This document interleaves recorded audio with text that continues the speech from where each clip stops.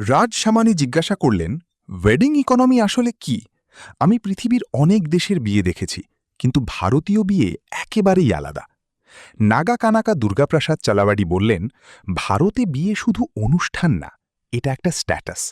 টাকা থাকুক বা না থাকুক, বেগ, বড় অর স্টিল, মানুষকে বিয়ে করতেই হয়, কারণ থাকে প্রবল পিয়ার প্রেশার। তিনি বলেন, সবচেয়ে বড় খরচ হয় জুয়েলারি আর শাড়িতে। এই দুই খাতে প্রায় 50% বাজেট চলে যায়। আগে মানুষ বেশি জোর দিত সোনার গয়নায়, কারণ সেটা ইনভেস্টমেন্ট হিসেবে দেখা হতো। কিন্তু এখন গোল্ড অনেক দামি হয়ে যাওয়ায় সেটা অনেকের নাগালের বাইরে। এখন বাজেটের বড় অংশ চলে যাচ্ছে শাড়িতে, এবং এটাকেই তিনি বলেন ব্লেসিং ইন ডিসগাইজ। কারণ ভারত মানেই সেলিব্রেশন। বছরের প্রায় ৩০০ দিনই কোনো না কোনো ফেস্টিভ্যাল, ওয়েডিং বা ওকেশন থাকে।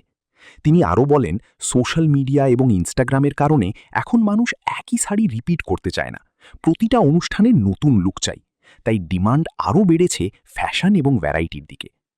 রাজ সামানি প্রশ্ন করেন, তাহলে জাপানের কিমোনো কালচারের মতো ভারতেও কি এমন ডিক্লাইন হতে পারে?